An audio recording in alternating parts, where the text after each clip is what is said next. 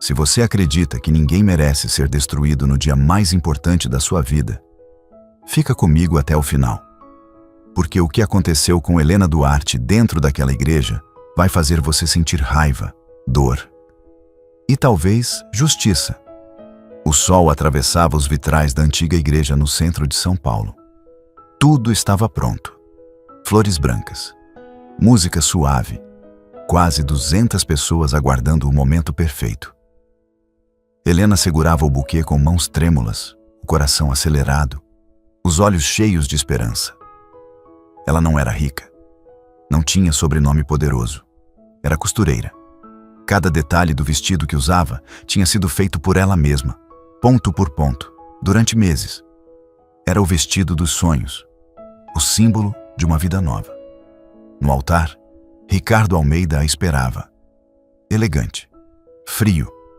Helena começou a caminhar, um passo, depois outro. A cada olhar sobre ela parecia pesado. A família dele, sentada nas primeiras fileiras, observava em silêncio, sem um único sorriso. Algo estava errado. Quando ela finalmente chegou ao altar, o padre iniciou a cerimônia. As palavras ecoavam, mas o silêncio de Ricardo gritava mais alto. Ele não segurava a mão dela. Não olhava nos seus olhos. Então veio o momento dos votos e tudo desmoronou. Eu não posso me casar com você. A frase caiu como um golpe seco. Um murmúrio atravessou a igreja. Helena congelou. Mas o pior ainda estava por vir. Ricardo levantou a voz. Não para ela. Para todos. Disse que Helena estava grávida. Disse que o filho não era dele. Disse que ela tentou prendê-lo com uma mentira. O ar sumiu dos pulmões dela. Os olhares mudaram. Julgamento, desprezo. Curiosidade cruel. Helena tentou falar, tentou explicar, mas ninguém quis ouvir. E enquanto o buquê escorregava das suas mãos, sua vida desmoronava diante de todos. Mas o que ninguém naquela igreja sabia é que aquele segredo, aquele filho, um dia voltaria. E quando voltasse, ninguém estaria preparado. Aquela noite não terminou na igreja. Ela apenas começou ali. Horas depois da humilhação, Helena estava sentada na beira da cama estreita do pequeno quarto que alugava no centro antigo de São Paulo. O vestido ainda estava nela, sujo na barra, amassado, como se carregasse cada palavra cruel que tinha ouvido. O silêncio era pesado. Não havia lágrimas. Ainda não. Até que bateram na porta. 3 batidas secas, firmes, sem paciência. Helena abriu. Do outro lado, uma mulher elegante, de postura rígida, olhar frio. Terno claro, bolsa de couro, cabelo preso com perfeição. Não era alguém daquele lugar. Senhora Helena Duarte? A voz era calma, mas distante. Helena apenas assentiu. Meu nome é doutora Beatriz Campos. Represento legalmente a família Almeida. Sem esperar convite, a mulher entrou. Olhou ao redor. O quarto simples, o espelho rachado, o vestido de noiva ainda no corpo de Helena. Tudo foi analisado e julgado em silêncio. Então abriu a bolsa, tirou um envelope grosso, colocou sobre a mesa. A família deseja resolver essa situação de forma discreta. Situação. A palavra feriu mais do que o que aconteceu na igreja. Helena sentiu algo mudar dentro dela. A dor começava a virar outra coisa. Algo mais quente, mais firme. Vocês destruíram minha vida hoje, disse, com a voz baixa, mas estável. A advogada não reagiu. O que aconteceu foi necessário para proteger o futuro do Sr. Ricardo. Respondeu, como se estivesse lendo um contrato.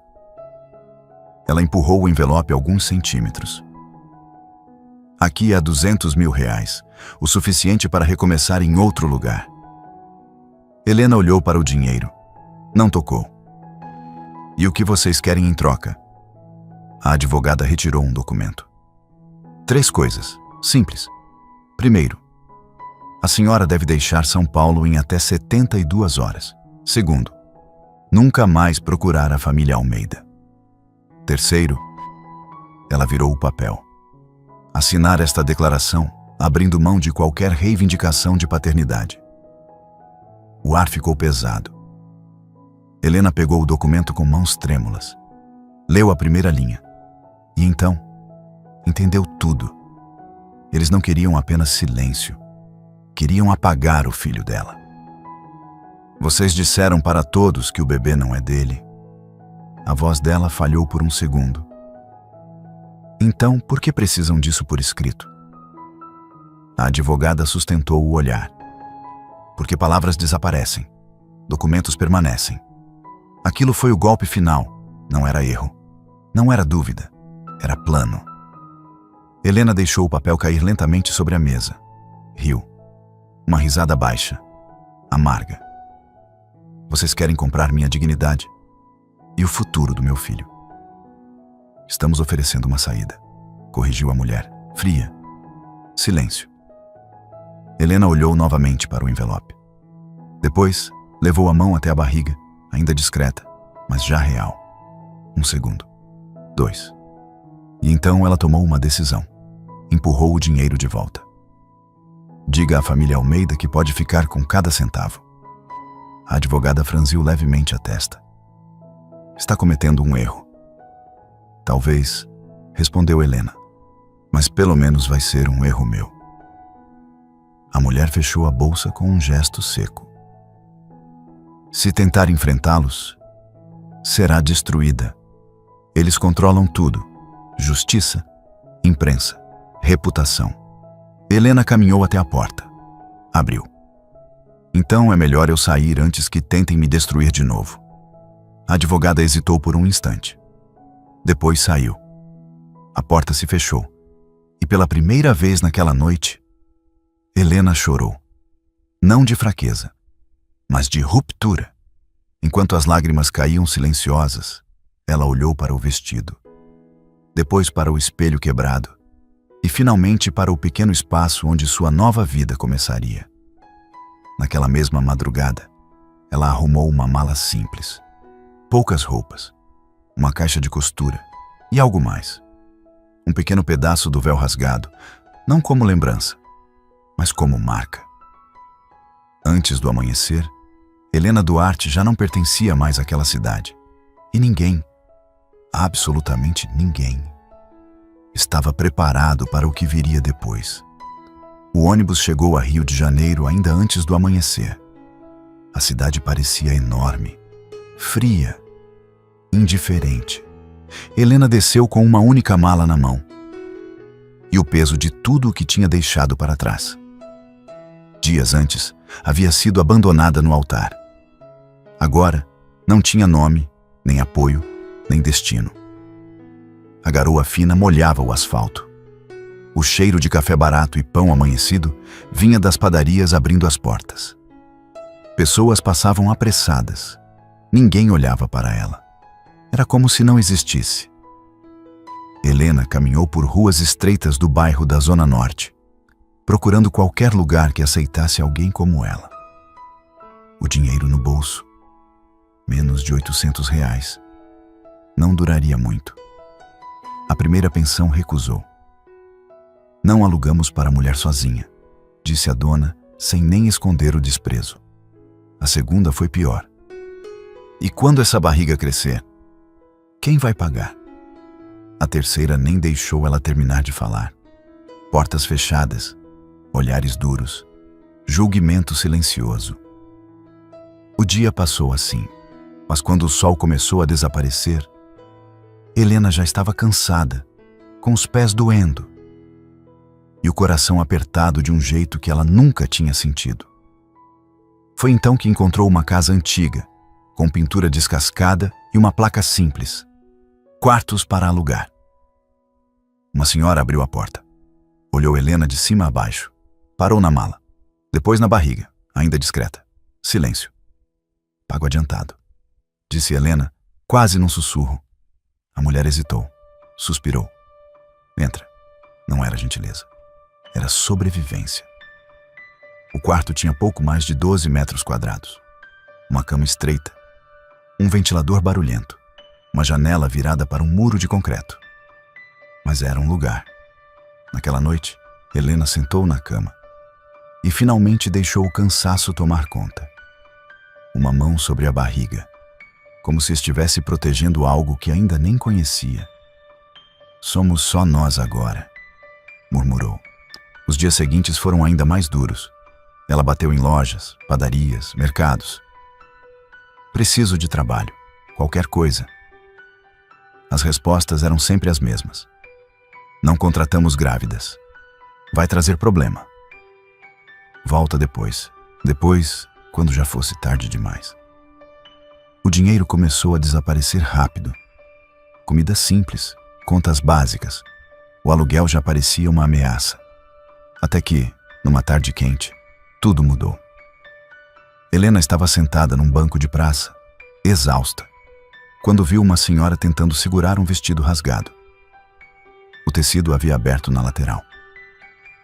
"Posso ajudar?" perguntou Helena, quase sem pensar.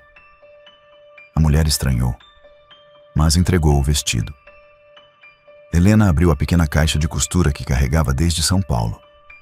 Seus dedos, ainda firmes, começaram a trabalhar. Linha, agulha, precisão.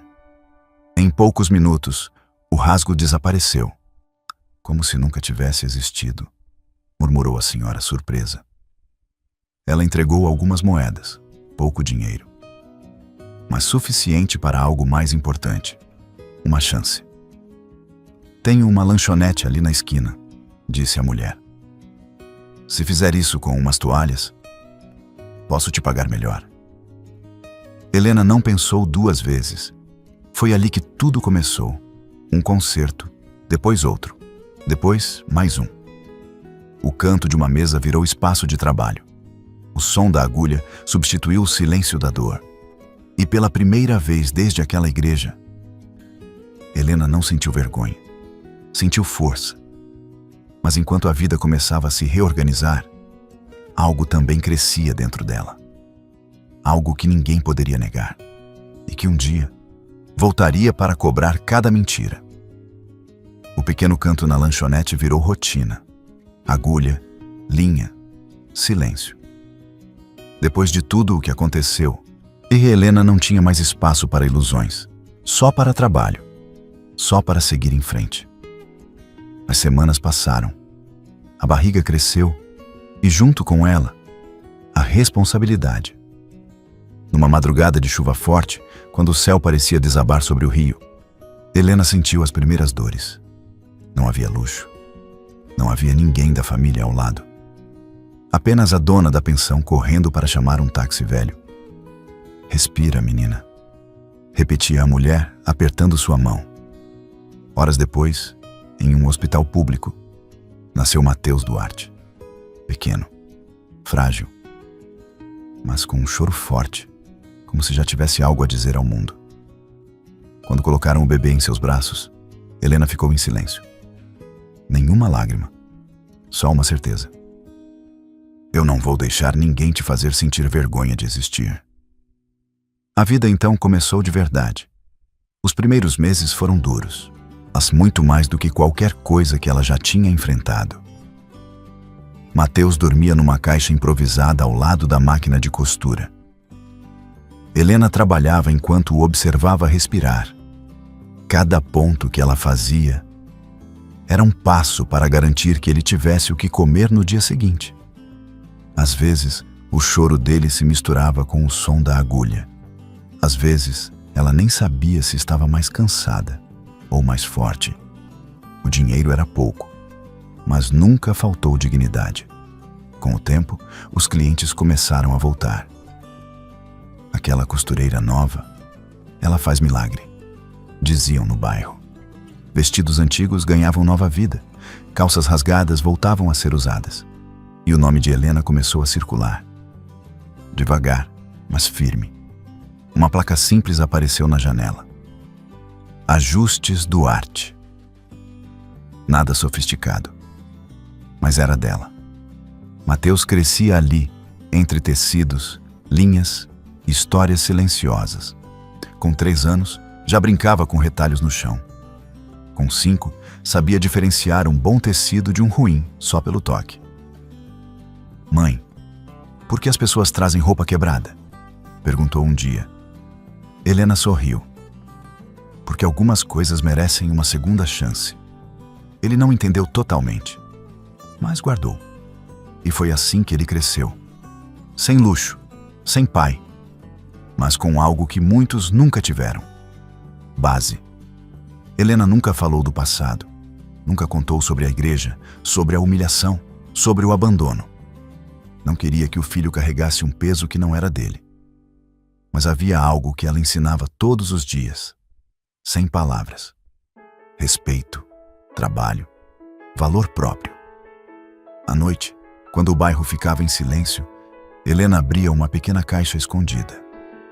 Dentro dela, um pedaço antigo de tecido, o véu.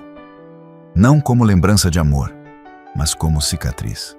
Ela segurava por alguns segundos e guardava de volta, porque a dor já não mandava mais nela. Os anos passaram. O pequeno espaço virou um ateliê modesto. Mateus virou um jovem educado, inteligente, diferente. As pessoas notavam. Esse menino tem algo especial, diziam. Helena apenas observava de longe. Sabia exatamente de onde vinha aquilo. Não era sorte. Não era acaso. Era tudo o que ela tinha construído, ponto por ponto. Mas enquanto a vida dele seguia simples e honesta, em algum lugar distante, alguém começava a perder algo que nem todo o dinheiro do mundo poderia comprar. E dessa vez, não havia como fugir do passado. Enquanto Helena costurava o futuro com as próprias mãos, a vida de outro homem parecia perfeita.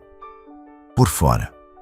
Em Brasília, longe do barulho simples do bairro onde Mateus cresceu, Ricardo Almeida vivia cercado de luxo. Coberturas com vista para a cidade, carros importados, negócios que movimentavam milhões. Diziam que ele tinha tudo, e ele acreditava nisso. Até o dia em que o corpo decidiu cobrar. Começou com um cansaço estranho. Depois vieram as dores nas costas, inchaço nas pernas, náuseas, coisas pequenas, ignoradas por quem nunca teve tempo para parar. É só estresse, disse ele ao médico na primeira consulta. Mas não era. Os exames não deixaram espaço para dúvidas. Insuficiência renal em estágio avançado. A palavra caiu pesada. Pela primeira vez em muitos anos, Ricardo não tinha controle. Vamos tratar isso, respondeu ele seco. Quanto custa, eu pago. O médico não recuou. Não é assim que funciona. As semanas seguintes foram um choque. 3 vezes por semana, o Ricardo se sentava diante de uma máquina que fazia o trabalho que o corpo dele já não conseguia. Horas preso a tubos, dependente, humilhante. Para alguém que sempre mandou em tudo, aquilo era insuportável. Encontre um doador, ordenou ele. A equipe começou a procurar. Família, funcionários de confiança, pessoas próximas, nada. Incompatível, inadequado, impossível. O tempo passava e o corpo dele não esperava. A mãe, Dona Silvia Almeida, não aceitava a ideia de perder o filho. Movimentou contatos, hospitais, clínicas privadas, gente poderosa. Sempre conseguimos o que queremos, dizia, com a frieza de quem nunca perdeu. Mas dessa vez, o dinheiro não resolvia. Meses depois, um relatório chegou. O médico pediu uma reunião urgente. Temos boas e más notícias. Ricardo sentou, impaciente. Fala logo. Encontramos um doador altamente compatível. O silêncio durou 1 segundo. Depois veio o alívio. Quem é? Quanto quer? O médico não respondeu de imediato. Apenas entregou uma pasta. Ricardo abriu. E o mundo parou. Uma foto. Um jovem de 19 anos. Olhos firmes, expressão tranquila. Algo familiar. Impossível de ignorar. O nome dele é Mateus Duarte. O ar ficou pesado. O passado, que ele enterrou por quase 2 décadas. Estava ali, vivo, crescido, inescapável. Filho de Helena Duarte, completou o médico. Ricardo fechou a pasta lentamente. A memória voltou sem pedir permissão. A igreja, o vestido branco, as palavras que ele disse, olhando para todos, menos para ela. Ele sabia, sempre soube, mas escolheu ignorar. Isso não pode ser, murmurou, sem convicção. O médico foi direto. A compatibilidade sugere parentesco de 1º grau, e não havia mais como fugir. O único homem no mundo capaz de salvar sua vida era o filho que ele negou antes mesmo de nascer. Ricardo passou a mão pelo rosto. Pela primeira vez, não era medo da morte que o dominava. Era outra coisa. Vergonha. Marque uma reunião, disse com a voz mais baixa do que nunca. O médico hesitou. Tem certeza? Ricardo olhou novamente para a foto. Para aqueles olhos que pareciam carregar uma história que ele nunca quis conhecer. Eu não tenho escolha. E naquele instante, o homem que sempre esteve no topo percebeu que, para continuar vivo, teria que fazer algo que evitou a vida inteira. Se ajoelhar diante do passado e pedir aquilo que ele nunca mereceu receber. 2 dias depois daquela descoberta, um carro preto parou em frente ao pequeno ateliê na Zona Norte. Chamava a atenção. Não combinava com o lugar. E dentro, Helena ajustava a barra de um vestido. O som da máquina preenchia o ambiente, até a campainha tocar. Ela levantou o olhar, e o tempo pareceu parar. Ricardo Almeida estava ali, mais magro, mais pálido. O rosto marcado por algo que não era apenas doença, mas consequência. Helena não se levantou de imediato, apenas o observou. Demorou, disse com calma. Ele engoliu seco. Helena. A voz saiu diferente, sem arrogância, sem controle. Ela desligou a máquina. O que você quer? Ricardo olhou ao redor. As paredes simples, os tecidos organizados. Fotos de um menino crescendo, ano após ano, sem ele. Eu estou doente. Começou direto. Helena não reagiu. Meus rins estão falhando. Silêncio. E isso tem a ver comigo? Ele tirou um envelope do bolso. Estendeu. Existe um doador compatível. Helena não pegou. Não precisava. Ela já sabia. Nosso filho, disse ele, quase num sussurro. O ar mudou. Algo endureceu no olhar dela. Você perdeu o direito de usar essa palavra. Respondeu firme. Antes que Ricardo pudesse dizer mais, a porta se abriu. Mãe, cheguei. Mateus parou no meio da frase. O olhar foi direto para o homem estranho. Algo ali incomodava. Não era apenas presença, era sensação. Quem é ele? Helena respirou fundo. 1 segundo, 2. Não havia mais como adiar. Mateus, esse é Ricardo Almeida. O silêncio caiu pesado. Seu pai. A palavra ecoou no pequeno espaço. Mateus ficou imóvel, como se tentasse entender algo que sempre faltou, mas nunca teve forma. Meu pai, repetiu devagar. Ricardo deu um passo à frente. Eu sei que não é simples, mas... Não, interrompeu Mateus. Não é simples. Ele olhou para a mãe. Por que ele está aqui agora? Helena não desviou. Ele precisa de um transplante. Mateus entendeu na hora. O olhar voltou para Ricardo. Então você aparece depois de 19 anos, porque precisa de um pedaço de mim? A pergunta foi direta, sem raiva alta, mas cheia de algo mais forte. Verdade. Ricardo tentou responder, mas não encontrou palavras, porque não havia desculpa suficiente. Eu daria tudo para ter conhecido você de outra forma, disse finalmente. Mateus soltou um leve riso, sem humor. É fácil dizer isso quando você está ficando sem tempo. Silêncio. Helena observava, sem interferir. Era o momento dele. Quero saber a verdade, disse Mateus, firme. Tudo. Eles sentaram no pequeno espaço atrás do ateliê. Helena começou. Falou da história, do relacionamento, do dia da igreja, das acusações, do dinheiro, da decisão de ir embora. Sem exageros, sem drama. Só fatos. Ricardo, pela primeira vez, não interrompeu. Apenas ouviu, de cabeça baixa. Quando terminou, o silêncio ficou pesado. Mateus passou a mão pelo rosto. Caminhou até a janela. A noite já tinha caído lá fora. Você sabia, disse, sem se virar, que eu era seu filho? Ricardo demorou a responder. Eu suspeitava. A resposta foi suficiente. Mateus fechou os olhos por um instante. Respirou fundo. Eu preciso pensar. Ele saiu. A porta fechou. Helena e Ricardo ficaram sozinhos novamente. Se você machucar ele, começou ela. Eu não vim destruir nada, interrompeu Ricardo. Eu já fiz isso antes. Ela o olhou, com uma calma que doía mais do que qualquer grito. Então, dessa vez, faça diferente. Horas depois, Mateus voltou, o rosto sério, decidido. Eu vou fazer os exames, disse. Ricardo levantou o olhar. Surpreso. Não por você, completou Mateus, mas porque é o certo. Helena sentiu o coração apertar, orgulho e medo ao mesmo tempo. Mas enquanto aquela decisão começava a mudar tudo, alguém observava de longe e não estava disposta a aceitar. Dona Silvia Almeida. Ainda não tinha dito sua última palavra. Nos dias seguintes, o ateliê continuou aberto, mas o ar havia mudado. Mateus fazia os exames em silêncio.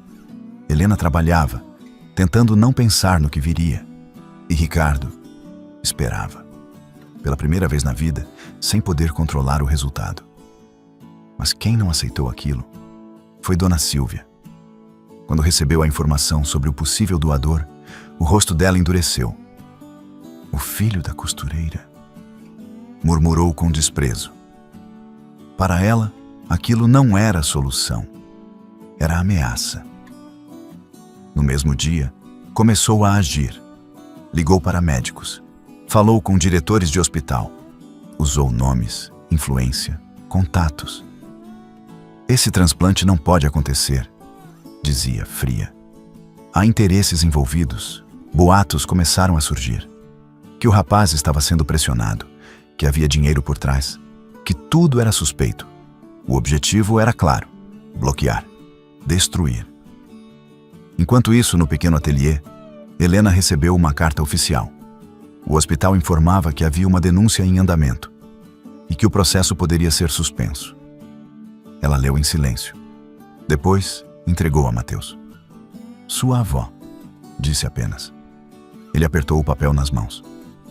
Ela nem me conhece. Não é sobre você, respondeu Helena. É sobre o que ela não aceita. Mateus ficou em silêncio por alguns segundos. Depois levantou o olhar. Então ela prefere ver o próprio filho morrer do que aceitar a ajuda de mim? Helena não respondeu, porque a resposta já estava clara. Naquela noite, Mateus não conseguiu dormir. Sentado na beira da cama, pensava em tudo. No homem que apareceu de repente. Na mãe que nunca contou a dor. Na decisão que agora estava nas mãos dele. E em algo mais. Quem ele queria ser. Na manhã seguinte, ele voltou ao hospital. Entrou direto na sala do médico. Quero continuar com o processo, disse, firme. O médico hesitou. Existe uma pressão externa forte. Isso pode complicar sua vida, sua carreira. Mateus não recuou. Minha decisão não é baseada nisso.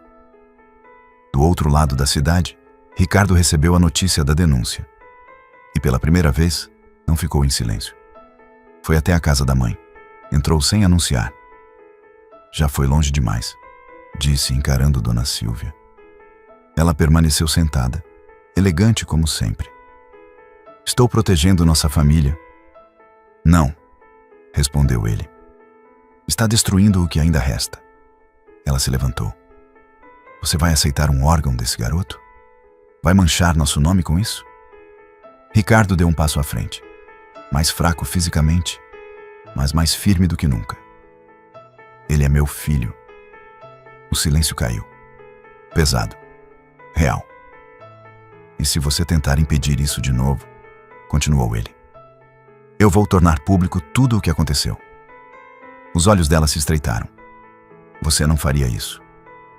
Eu já fiz coisa pior, respondeu ele, sem desviar o olhar. Pela primeira vez. Dona Silvia não teve resposta imediata. Enquanto isso, Helena observava o filho em silêncio. Você não precisa fazer isso, disse, com a voz baixa. Mateus sorriu de leve. Eu sei. Ele segurou a mão dela. Mas você me ensinou que a gente não escolhe o que é fácil. Escolhe o que é certo. Helena sentiu algo apertar no peito. Era orgulho. Anaí também. Medo. Eu não estou fazendo isso por ele, continuou Mateus. Estou fazendo por mim, para poder olhar no espelho depois e saber quem eu sou. O dia da cirurgia foi marcado. Sem festa, sem anúncio. Só decisão. 2 macas entrando ao mesmo tempo. De um lado, um jovem, com o coração tranquilo. Do outro, um homem, carregando o peso de tudo que fez. Helena ficou na sala de espera, sozinha. Horas que pareciam não passar, pensamentos que iam e voltavam, como uma costura que nunca terminava. Até que a porta se abriu. O médico apareceu, cansado, mas com um leve sorriso. Deu tudo certo. Naquele momento, algo finalmente mudou. Não apenas na vida de Ricardo, mas no destino de todos eles. Porque algumas escolhas não apagam o passado, mas mostram quem realmente somos. Meses depois, a vida seguiu, mas não como antes. Seu ateliê de Helena já não era apenas um canto simples. Agora ocupava todo o espaço da loja. Mais luz, mais clientes, mais respeito. Não por pena, mas pelo valor do seu trabalho. Mateus voltou à universidade, mais forte, mais seguro.